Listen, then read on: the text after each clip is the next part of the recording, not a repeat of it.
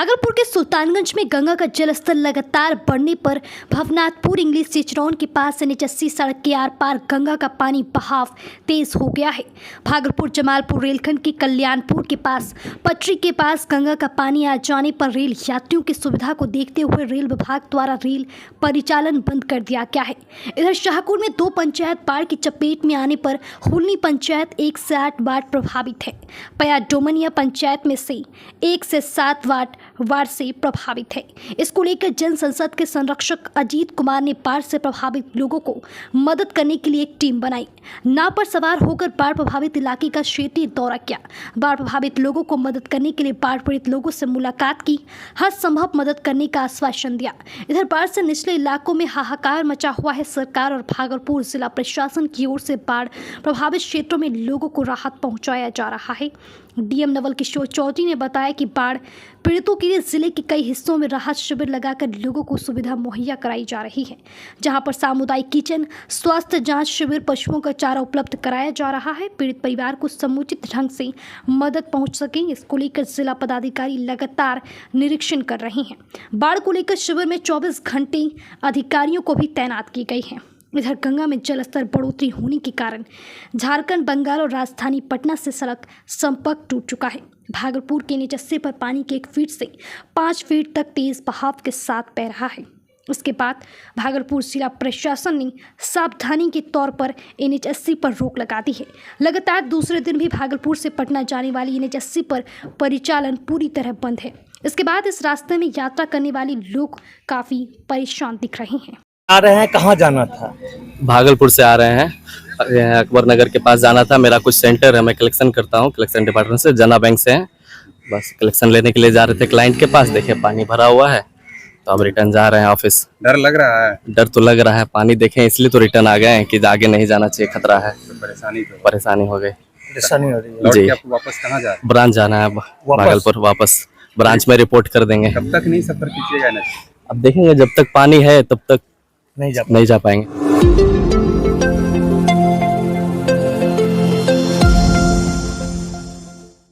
भागलपुर में सोने की अंगूठी चुराकर भाग रहे चोर को पकड़कर स्थानीय लोगों ने जमकर धुनाई कर दी।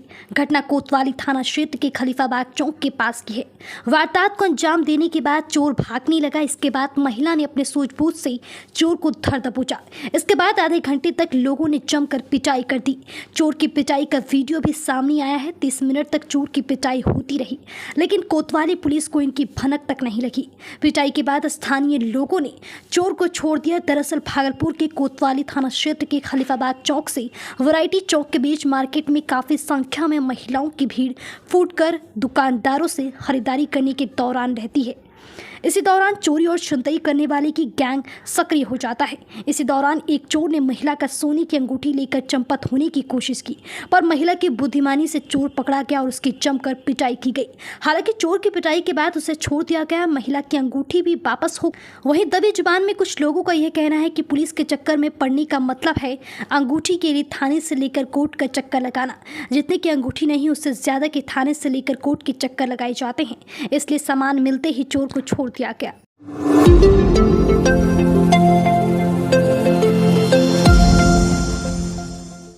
भागलपुर महानगर जनता दल यूनाइटेड परिवार की ओर से जिला अध्यक्ष संजय शाह की अध्यक्षता में भागलपुर महानगर टीम की बैठक एक स्थानीय होटल में की गई। इस बैठक में कमेटी द्वारा निर्णय लिया गया कि आगामी 2025 के विधानसभा चुनाव के लिए पार्टी को किस प्रकार मजबूत किया जाए। इसके लिए वार्ड से लेकर पंचायत तक कार्यकर्ताओं को किस प्रकार मजबूती प्रदान की जाए।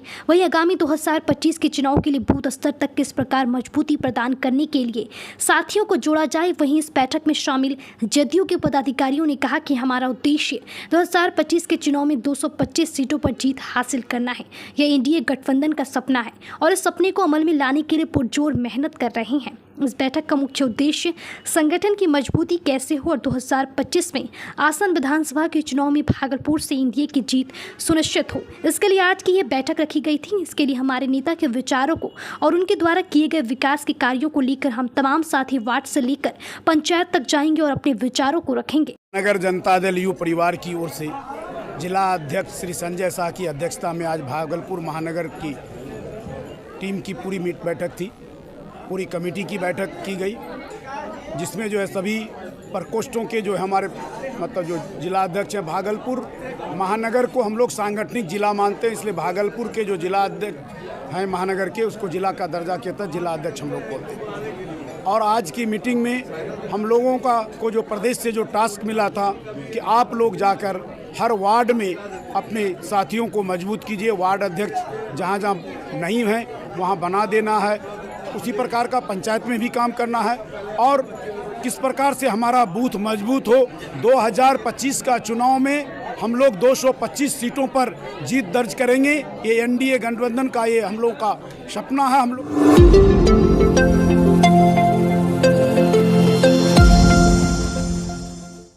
भागलपुर के कलेक्ट्रेट गेट पर केंद्रीय ट्रेड यूनियन के संयुक्त आह्वान पर एकटू द्वारा विरोध प्रदर्शन किया गया। मालूम हो कि 4 मजदूर विरोधी श्रम संहिताओं को निरस्त करने, सार्वजनिक क्षेत्र का निजीकरण समाप्त करने, रोजगार में ठेकाकरण प्रथा समाप्त करने, भर्ती पर प्रतिबंध की नीति को रद्द करने की मांग को लेकर सोमवार को केंद्रीय ट्रेड यूनियनों के आह्वान पर आयोजित राष्ट्रव्यापी काला दिवस के समर्थन में एकटू ट्रेड यूनियन महासंघ से जुड़ी विभिन्न यूनियनों और भाकपा माले ने काला दिवस मानते हुए भागलपुर में विरोध प्रदर्शन किया। धरने को संबोधित करते हुए एकटू के जिला महासचिव ने कहा कि मोदी सरकार द्वारा थोपी गई 4 श्रम संहिताओं का उद्देश्य श्रमिकों पर फिर से कंपनियों की गुलामी की स्थितियों को संस्थागत बनाना है, ताकि कामकाजी लोगों के लिए परिभाषित कार्य स्थितियों, न्यूनतम वेतन, कार्य के घंटे और सामाजिक सुरक्षा के साथ साथ संगठित होने के अधिकार, सामूहिक सौदेबाजी के अधिकार और हड़ताल करने के अधिकार के लगभग सभी वैधानिक अधिकारों को समाप्त किया जा सके। इन नई श्रम संहिताओं के कारण श्रमिकों के लिए ट्रेड यूनियनों में संगठित होना लगभग असंभव हो गया है। यह अंतर्राष्ट्रीय श्रम संगठन और भारत के संविधान के 87 और 98 प्रावधानों द्वारा प्रदान किए गए संघ और सामूहिक सौदेबाजी की स्वतंत्रता के श्रमिकों के अधिकार पर सीधा हमला है। यह ट्रेड यूनियन मुक्त कार्यस्थल सुनिश्चित करने की एक जबरदस्त साजिश है। भारत सरकार द्वारा जो 4 लेबर कोड लागू किया गया है उसके खिलाफ में संपूर्ण देश में काला दिवस मनाने का निर्णय लिया गया है। उसी काला दिवस के अवसर पर हम लोग यहाँ विरोध प्रदर्शन कर रहे हैं और काला दिवस मना रहे हैं कि यह लेबर कोड जो 4 लेबर कोड पुराने श्रम कानून को बदल करके लागू किया गया है, ये मजदूर विरोधी है, कारपोरेट पक्षी है और कहीं से भी जनता के हित में नहीं है। इसलिए हम इसको काला दिवस के रूप में मनाते हैं और मांग करते हैं कि अविलंब इस 4 लेबर कोड को रद्द किया जाए और पुराने लेबर कानून को लागू किया जाए। क्या मांग है? मांग ये है कि 4 लेबर कोड को रद्द किया जाए और काम के घंटे में जो वृद्धि किया गया है उसको वापस लिया जाए। अनुबंध पर जो बहाल कर्मी है उसकी सेवा नियमित किया जाए और मजदूरी जो कम दिया जा रहा है वो न्यूनतम मजदूरी बढ़ाया जाए।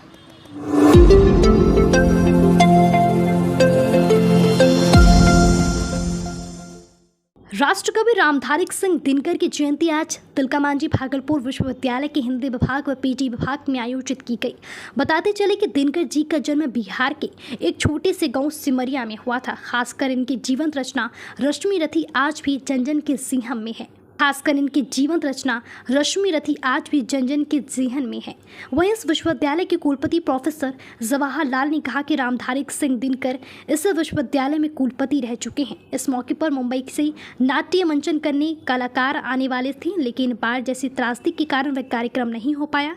उन्होंने कहा कि जिले के तमाम महाविद्यालय में आज दिनकर जी की जयंती मनाई जा रही है। मुंबई में उसके द्वारा बहुत बड़ा कार्यक्रम करना था और वहाँ से नाट्य मंचन करने के लिए लोग आने वाले थे, लेकिन बाढ़ विविधता के कारण यह कार्यक्रम नहीं हो सका।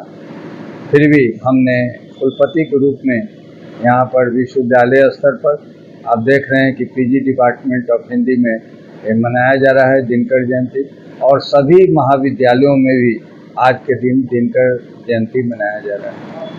दिनकर जी की बहुत सारी रचनाएं हैं जैसा कि आपने पूछा, लेकिन खासकर रश्मि रथी एक ऐसी रचना है ना जो जन जन के मन में है ना, जिसने उन्हें राष्ट्र कवि बनाया। उनकी बहुत सारी रचनाएं। और दिनकर हमारे विश्वविद्यालय के कुलपति रहे। एक छोटा सा गांव सिमरिया में जिनका जन्म हुआ, जन्म होने के बाद में वो डिप्टी रजिस्ट्रार के रूप में उन्होंने काम किया, प्रोफेसर के रूप में काम किया और विश्वविद्यालय के कुलपति बने। हमारे विश्वविद्यालय के कुलपति वो हमारे धरोहर हैं। यह मेरे लिए गौरव का विषय है यह कहने में कि वो इस विश्वविद्यालय के कुलपति रहे। और वही नहीं, इस विश्वविद्यालय के द्वारा उन्हें डीलिट की डिग्री भी प्रदान की गई। इसलिए मैं ये कहना चाहता हूँ कि दिनकर जी के लिए हमने बहुत कुछ कर रखा है। आप देख रहे होंगे यहाँ दिनकर, एक तो दिनकर भवन बन रहा है 3 करोड़ की लागत से। यह दिनकर कैंपस है। दिनकर जी के नाम पर VC चैम्बर में तैल्य चित्र लगा हुआ है। दिनकर जी की मूर्ति को आपने देखा कि वाटिका को मैंने किस तरह से सुसज्जित किया है।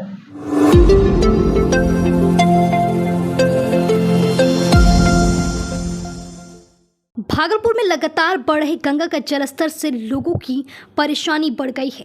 बाढ़ पीड़ितों के हालात का जायजा लेने के लिए रविवार को जिलाधिकारी डॉक्टर नवल किशोर चौधरी संबंधित अधिकारी और जनप्रतिनिधि के साथ जिला प्रशासन की तरफ से चलाए जा रहे आपदा राहत शिविरों का भ्रमण कर राहत कार्य का मुआयना किया गया। TNB कॉलेज में संचालित राहत शिविर में संचालित राहत कार्य का मुआयना किया। वहां ठहरे हुए पीड़ित परिवारों से मिलकर वहां की व्यवस्था के संबंध में फीडबैक लिया। उन्होंने वहां संपूर्ण फील्ड के कैंप में यत्र तत्र मवेशियों को देखकर व्यवस्थित रूप से मवेशियों को एक ओर ठहरने का निर्देश दिया। खाली जगह में और परिवारों को ठहराने और शौचालय की पर्याप्त व्यवस्था करने के लिए निर्देशित किया। कैंप में शौचालय की संख्या बढ़ाने और उसकी साफ सफाई निरंतर करवाने के लिए नगर निगम के नगर प्रबंधक को निर्देशित किया गया है। वहीं नाथनगर प्रखंड के CDS में शरण स्थली का मुआयना किया। वहां नीचे पॉलीथीन बिछाकर खाना परोसने का निर्देश दिया। साथ ही शिविर में साफ सफाई की पूर्ण व्यवस्था रखने और मवेशियों के लिए पशुचारा की व्यवस्था करने के लिए जिला पशुपालन पदाधिकारी को निर्देश दिया है। उन्होंने पुलिस उपाधीक्षक नगर को शिविरों की सुरक्षा के लिए पुलिस बल की व्यवस्था करने और शिविरों की गश्त करवाते रहने के लिए निर्देशित किया है। दोनों शिविरों के प्रभारी पदाधिकारी को शिविर संचालन के लिए एक स्थानीय समिति का गठन करने के लिए निर्देशित किया है। कहा कि स्थानीय समिति में प्रभावित परिवार के लोग शामिल रहेंगे। उनकी देखरेख में ही शिविर का संचालन किया जाएगा। निरीक्षण के दौरान भागलपुर सांसद अजय मंडल, अपर समाहर्ता आपदा प्रबंधन, SDM, आपदा प्रभारी पदाधिकारी सहित सभी संबंधित पदाधिकारी मौजूद थे।